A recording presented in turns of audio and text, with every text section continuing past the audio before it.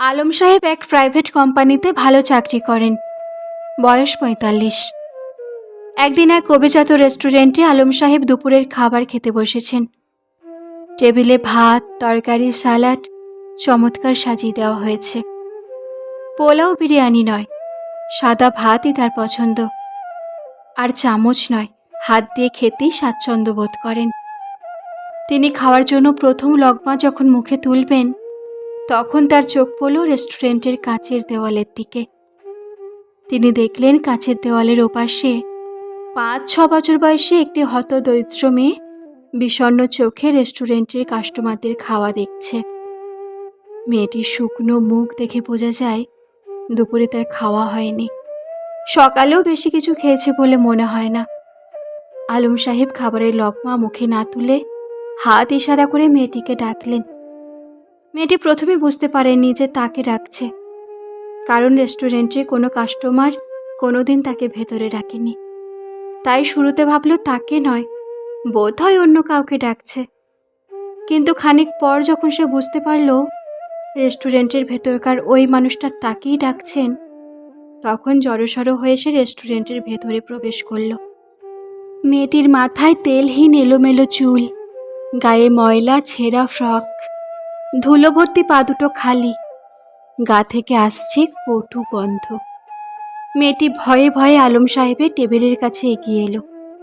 রেস্টুরেন্টের অন্যান্য কাস্টমাররা কিছুটা অবাক হয়ে মেয়েটিকে দেখছেন। এমন একটা ঝকঝকে রেস্টুরেন্টে এরকম ময়লা ছেঁড়া জামা কাপড় পরা কোনো বাচ্চা মেয়ে ঢুকে পড়বে এটা তারা আশা করেননি।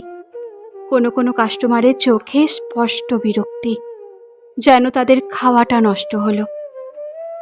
তাদের একজন রেস্টুরেন্টের এক বেয়ারাকে ডেকে বললেন, তোমাদের এখানে সিস্টেম বলে কিছু নেই নাকি?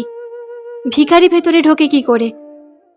বেয়ারাটি অপরাধী ভঙ্গিতে বলল, স্যার, আমরা খুবই দুঃখিত। আমরা নিজেরাও অবাক হয়েছি, কারণ এ ধরনের ঘটনা আগে কখনো ঘটেনি। আমরা এখনই ব্যবস্থা নিচ্ছি। বেয়ারাটি রাগী চোখে বাচ্চা মেয়েটার দিকে ছুটে এলো।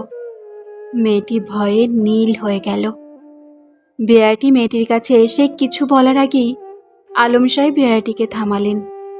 তারপর ভারী গলায় বললেন, মেয়েটি এখানে ভিক্ষে করতে আসেনি, তাকে আমি ডেকেছি।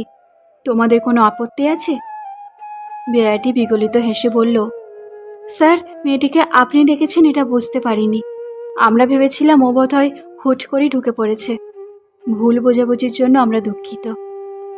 বেয়ারাটি চলে গেলে মেয়েটির মুখের ভীত ভাব অনেকখানি দূর হলো। তবে পুরোপুরি দূর হলো না, কারণ এমন কেতাদুরস্ত রেস্টুরেন্টে সে কখনো ঢোকেনি। অনেকেই যে তাকে দেখে অসন্তুষ্ট হয়েছেন এটা সে বুঝতে পারছে। আলম সাহেব মেয়েটির দিকে তাকিয়ে নরম কণ্ঠে বললেন, দুপুরে খেয়েছ? জড়সড় মেয়েটি মাথা নেড়ে না বলল। আলম সাহেব তার টেবিলের ওপাশে চেয়ার দেখিয়ে বললেন, বসো এখানে। কিন্তু মেয়েটি চেয়ারে না বসে গুটি গুটি পায়ে রেস্টুরেন্ট থেকে বেরিয়ে গেল। মেয়েটির এই আচরণ তিনি একদমই বুঝতে পারলেন না। তিনি এটা মোটেও প্রত্যাশা করেননি। তিনি আশ্চর্য হয়ে মেয়েটির চলে যাওয়া দেখলেন। কিন্তু একটু পরেই তিনি দেখলেন মেয়েটি রেস্টুরেন্টে প্রবেশ করল। তবে সে একা নয়, তার সাথে রয়েছে বছর তিনেকের একটা ছেলে। খালি গা, খালি পা, পরনে জিপারহীন প্যান্ট। আলম সাহেবের কাছে মেয়েটি আলতো করে বলল, আমার ছোট ভাই। আলম সাহেব মুগ্ধ হয়ে গেলেন ছোট মেয়েটির ভাইয়ের প্রতি ভালোবাসা দেখে। ভাইকে রেখে সে একা খাবে না। তার চোখ ভিজে উঠতে চাইল। তিনি নিজেকে সামলালেন। দুই ভাই বোনের দিকে তাকিয়ে বললেন, তোমরা বসো। আলম সাহেবের টেবিলের সামনে চেয়ার দুটোতে তারা বসল। তারা শঙ্কিত চোখে এদিকে সেদিকে তাকাচ্ছে। আলম সাহেব বললেন, কি খাবে তোমরা? মেয়েটি আড়ষ্ট হাতে আলম সাহেবের প্লেটের খাবারের দিকে ইঙ্গিত করল, অর্থাৎ তিনি যা খাচ্ছেন তারাও তাই খাবে। আলম সাহেব বেয়ারাটিকে ডেকে দুই ভাই বোনকে একই খাবার দিতে বললেন। খানিক পর ওদের খাবার এলে তিনজন একসাথে খেতে শুরু করল। তিনি খাচ্ছেন আর চোখে দুই ভাই বোনকে দেখছেন। ছোট ভাই নিজে হাতে ঠিকভাবে খেতে পারে না। মেয়েটি তাই নিজের হাতে ছোট ভাইকে খাইয়ে দিচ্ছে। মেয়েটি নিজে এক লকমা খাচ্ছে আর এক লকমা ভাইয়ের মুখে তুলে দিচ্ছে। দৃশ্যটি দেখে আলম সাহেবের চোখ আবারও ভিজে উঠতে চাইল। আবারও তিনি নিজেকে সামলালেন।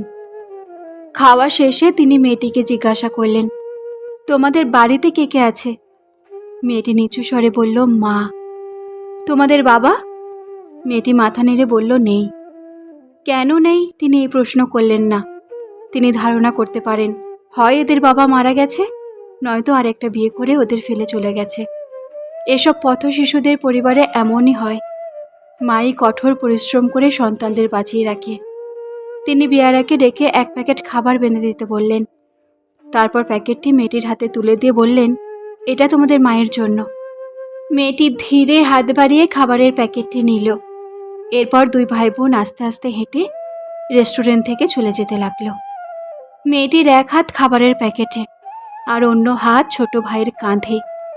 কি যত্ন করেই না মেয়েটি ছোট ভাইয়ের কাঁধ ধরে রেখেছে, যেন আশেপাশে যারা তাদের দেখে অখুশি হয়েছিলেন তাদের রাগ থেকে ছোট ভাইকে বাঁচানোর জন্য ওভাবে ধরে রেখেছে।